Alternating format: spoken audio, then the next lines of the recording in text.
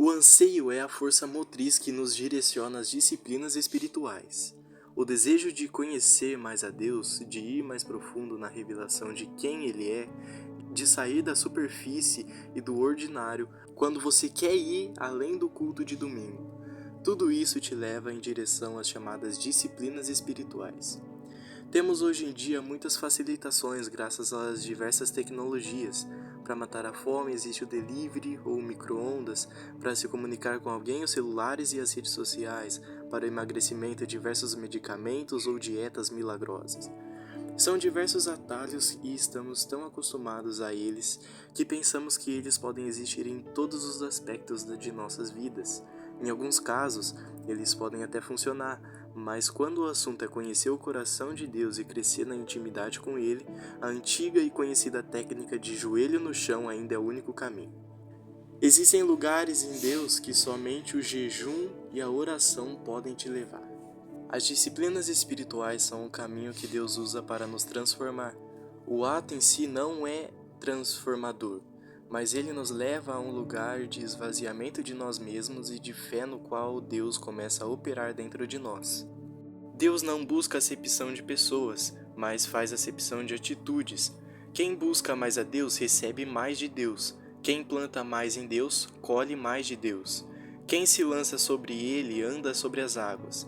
As disciplinas espirituais são o caminho pelo qual nos lançamos em Deus. Como o cervo anseia por águas correntes, a minha alma anseia por ti, ó Deus. A minha alma tem sede de Deus, do Deus vivo. Quando poderei entrar para apresentar-me a Deus? Quando nós oramos, nós mudamos, não a Deus, como alguns dizem, mas a nós mesmos e no nosso coração. A oração é o principal meio que Deus usa para nos conformar à vontade dele. É interessante notar a quantidade de vezes citadas no Novo Testamento em que Jesus se retira para orar. E não só isso, mas mesmo diante de tantos milagres e sabedoria, a única coisa que os discípulos pedem a Jesus que os ensine é a orar. Eles sabiam que a vida espiritual de Jesus fluía da sua vida de oração. Nós também não podemos subestimar o poder que há na prática da oração. Ao contrário de muitas coisas que fazemos e valorizamos, a oração é algo que ignora completamente qualquer performance. Podemos falar alto e proferir palavras bonitas, mas o que move a Deus é um coração contrito e quebrantado, e esse é invisível aos nossos olhos. Talvez seja justamente por isso que ela tem merecido tão pouco tempo em nossos cultos. Tudo o que Deus faz na terra, Ele o faz como resposta à oração de alguém. Não há avivamento pessoal ou coletivo sem que antes tenha acontecido um movimento de oração. Orar é entrar em sintonia com Deus e assim ouvir o que os céus estão dizendo. Muitas pessoas dizem que não ouvem a Deus. Isso acontece porque estão fora de sintonia. Como uma estação de rádio, você precisa se conectar na frequência dela para ouvi-lo. Leonard Ravenhill diz em seu livro: Por que tarda o avivamento? A oração é profundamente simples e ao mesmo tempo profunda. É uma forma de expressão tão simples que até uma criança pode exercitá-la. Mas é igualmente tão sublime que ultrapassa os recursos da linguagem humana. Ore, orai sem cessar, como nos ensina o apóstolo Paulo. Faça isso de modo disciplinado. Tenha um horário todos os dias e um local.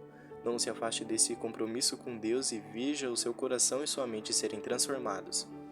Deem graças em todas as circunstâncias, pois essa é a vontade de Deus para vocês em Cristo Jesus. Não apaguem o espírito.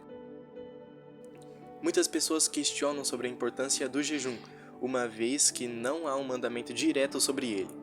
No entanto, na passagem que lemos indica que há uma expectativa de Jesus que o façamos, mesmo na ausência de um mandamento.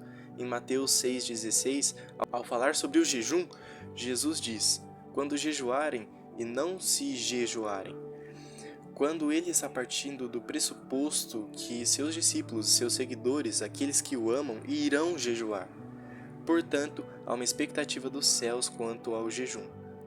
Jejum é fome do céu.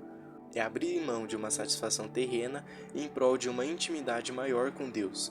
A finalidade última do jejum deve ser sempre mais de Deus, como Zacarias nos adverte. O jejum é um esvaziamento de si mesmo, das suas vontades. Ao jejuar, você sentirá seu estômago clamando por atenção, dizendo: "Olhe para mim, eu preciso ser alimentado agora." Mas você terá controle sobre ele e poderá dizer como Jesus disse ao jejuar: "Nem só de pão viverá o homem, mas de toda palavra que sai da boca de Deus." Jejum não é apenas abster-se de alimento, mas é, na verdade, se banquetear com a palavra de Deus, ser sustentado por ela. Ao jejuar, duas atitudes são importantes. Oração. Jejuar sem orar, na verdade, é fazer dieta. E esse não é o objetivo. Ao jejuarmos, nos tornamos mais sensíveis à voz de Deus e ao mundo espiritual, e por isso deve ser acompanhado de oração. Observar o coração.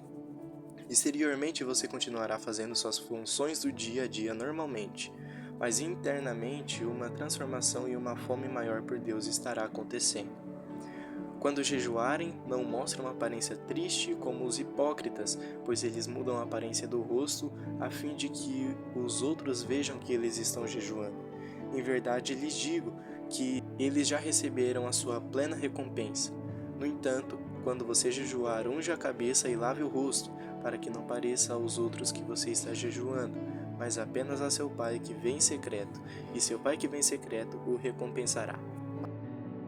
A palavra de Deus deve habitar ricamente em nós de forma abundante, mas para isso ela deve entrar em nós, e isso se dá através da leitura e da meditação na palavra de Deus.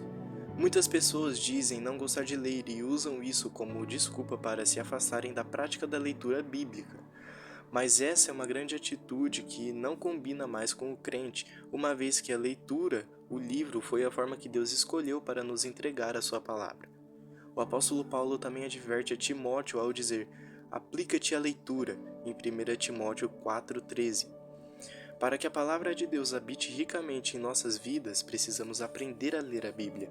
As Escrituras dão testemunho de Jesus. A pergunta que quero te fazer é: você já leu a Bíblia inteira alguma vez? A resposta a essa pergunta revela não somente o seu interesse pela literatura, mas pelo próprio Deus. Para ler a Bíblia inteira em um ano, você precisa ler em média 4 capítulos por dia, o que não é nada extraordinário.